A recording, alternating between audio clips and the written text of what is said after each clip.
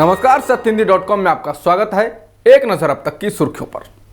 बिहार चुनाव से पहले एबीपी न्यूज सी वोटर ओपिनियन पोल का सर्वे आया है, जिसके मुताबिक बिहार की कुल 243 सीटों में वोट प्रतिशत की बात करें तो एनडीए के खाते में 43% वोट हैं, महागठबंधन के खाते में 35% वोट हैं, तो चिराग पासवान की एलजेपी को 4% वोट और 18% वोट अन्य के खाते में जा सकते हैं।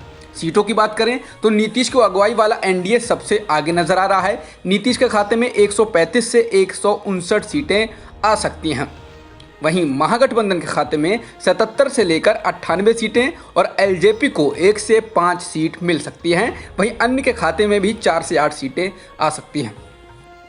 बिहार के जिला कैमूर में एआईएमआईएम के अध्यक्ष असदुद्दीन ओवैसी ने बीजेपी पर जमकर निशाना साधा। ओवैसी ने कहा कि बिहार के चुनावी जनसभा में पाकिस्तान और ओवैसी का नाम लिया जा रहा है। बिहार में बीजेपी को ओवैसी नजर आ रहा है। इस दौरान उन्होंने कहा कि नीतीश कुमार के खिलाफ बीजेपी साजिश रच रही है। उन्हें रिटायरमेंट होम में डालने के बाद बीजेपी के एक एमएलए को बिहार का मुख्यमंत्री बनाने की तैयारी चल रही है। शनिवार को नीतीश कुमार एक बार फिर आपा खो बैठे। वे पार्टी के प्रत्याशी वीरेंद्र कुमार के लिए वोट मांगने तेगड़ा विधानसभा पहुंचे थे।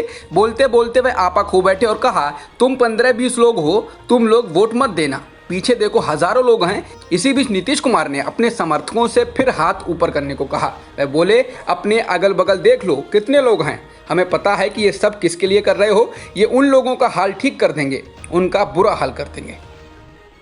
बिहार चुनाव से पहले बीजेपी को एक और तगड़ा झटका लगा है। बीजेपी के बिहार प्रभारी देवेंद्र फडणवीस भी कोरोना संक्रमित हो गए हैं। इससे पहले राज्य के उप मुख्यमंत्री सुशील मोदी, पार्टी प्रवक्ता शाहनवाज हुसैन और पूर्व केंद्रीय मंत्री राजीव प्रताप रूडी कोरोना से संक्रमित हो चुके हैं, जिसके बाद बिहार में चुनाव प्रचार को झटका जरूर लगा है। बिहार में बेरोजगारी सबसे बड़ा मुद्दा बनकर उभरा है। टाइम्स ऑफ इंडिया ने एक अध्ययन के बाद जो आंकड़े निकाले हैं वो तो बिहार में बेरोजगारी की भयावहता को दर्शाते हैं। अखबार ने लेबर फोर्स पार्टिसिपेशन रेट यानी LFPR सर्वे के आधार पर कहा है कि बिहार में 15 से 29 साल की उम्र के लगभग 27.6% लोग ही किसी तरह के रोजगार में हैं। इस मामले में ये राज्य नीचे से 5वें स्थान पर है। बिहार में नौकरियों में महिलाओं की स्थिति तो और भी दयनीय है। सिर्फ 4.3% बिहारी महिलाओं के पास किसी तरह का रोजगार है। इस मामले में ये राज्य पूरे देश में सबसे निचले पायदान पर है। बिहार की मुख्य विपक्षी पार्टी राष्ट्रीय जनता दल ने आज अपना अलग चुनावी घोषणा पत्र जारी किया है। इसमें भी 10 लाख सरकारी नौकरी देने का वादा किया गया है और इसे टॉप प्रायोरिटी पे रखा गया है।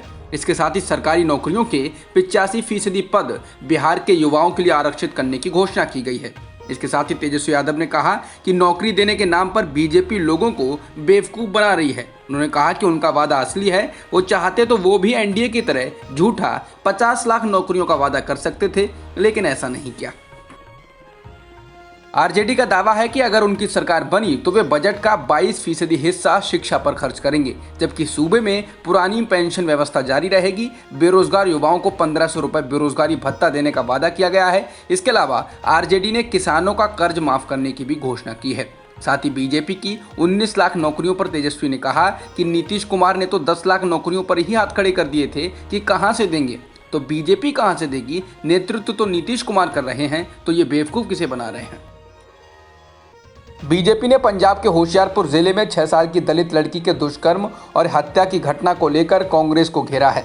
केंद्रीय मंत्री प्रकाश जावड़ेकर ने कहा कि कांग्रेस के पूर्व अध्यक्ष राहुल गांधी को राजनीतिक रैलियों की बजाय पीड़ित परिवार से मुलाकात करनी चाहिए। उन्होंने कहा कि कांग्रेस शासित राज्य राजस्थान और पंजाब में लगातार ऐसे अपराध सामने आए हैं, लेकिन महिलाओं के खिलाफ हुए ऐसे अपराधों पर कांग्रेस नेता राहुल गांधी ने कोई संज्ञान नहीं लिया है। वित्त मंत्रालय ने व्यक्तिगत करदाताओं के लिए आयकर रिटर्न दाखिल करने की समय सीमा बढ़ाने का फैसला किया है। व्यक्तिगत करदाताओं के लिए वित्त वर्ष 2019-20 का आयकर रिटर्न फाइल करने की समय सीमा को 1 महीने और बढ़ाकर 31 दिसंबर 2020 कर दिया गया है। इससे पहले करदाताओं के लिए ITR दाखिल करने की अंतिम तिथि 30 नवंबर थी। दिल्ली के मुख्यमंत्री अरविंद केजरीवाल ने पूरे देश भर में मुफ्त कोरोना वैक्सीन का मुद्दा फिर उठाया है। शनिवार को शास्त्री पार्क और सीलमपुर फ्लाईओवर के उद्घाटन के मौके पर केजरीवाल ने कहा कि हर भारतीय को मुफ्त वैक्सीन पाने का अधिकार है। कोरोना से सारे लोग परेशान हैं, इसलिए पूरे देश को मुफ्त टीका मिलना चाहिए।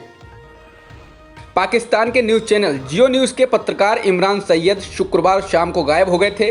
वह बेकरी तक गए थे लेकिन उसके बाद घर नहीं लौटे। 22 घंटे तक गायब रहने के बाद वे शनिवार शाम को वापस लौट आए हैं। लेकिन इस बीच पाकिस्तान में इस मामले को लेकर जबरदस्त हंगामा हो रहा है। बता दें, पूर्व प्रधानमंत्री नवाज शरीफ के दामाद कैप्टन रिटायर सफदर के कराची के होटल से गिरफ्तारी का सीसीटीवी फुटेज जियो टीवी के पत्रकार अली इमरान सैयद ही लाए थे। भारत में कोरोना संक्रमितों का आंकड़ा 78,14,000 के पार हो गया है और मृतकों की संख्या 1,18,000 के पार हो चुकी है। फिलहाल एक्टिव मामले 7 लाख से कम हैं और वर्तमान में एक्टिव मामले 6,80,000 से अधिक हैं। जॉन्स हॉपकिंस यूनिवर्सिटी के अनुसार दुनिया में संक्रमितों का आंकड़ा 4 करोड़ 22 लाख के पार हो गया है और मृतकों की संख्या 11,45,000 से ज़्यादा है। वहीं वर्ल्डोमीटर्स वेबसाइट के मुताबिक दुनिया में अब तक 3 करोड़ 14 लाख से अधिक लोग ठीक भी हो चुके हैं। जॉन्स हॉपकिंस यूनिवर्सिटी के अनुसार अमेरिका में संक्रमितों की संख्या 84,94,000 के पार है और मृतकों की संख्या 2,24,000 के करीब हो चुकी है। इसके अलावा ब्राज़ील में कुल संक्रमितों का आंकड़ा 53,53,000 के पार हो गया है और मृतकों की संख्या 1,56,000 के पार है। अब तक की खबरों में इतना ही। बाकी खबरों के लिए बने रहिए सत्यहिंदी.com के साथ।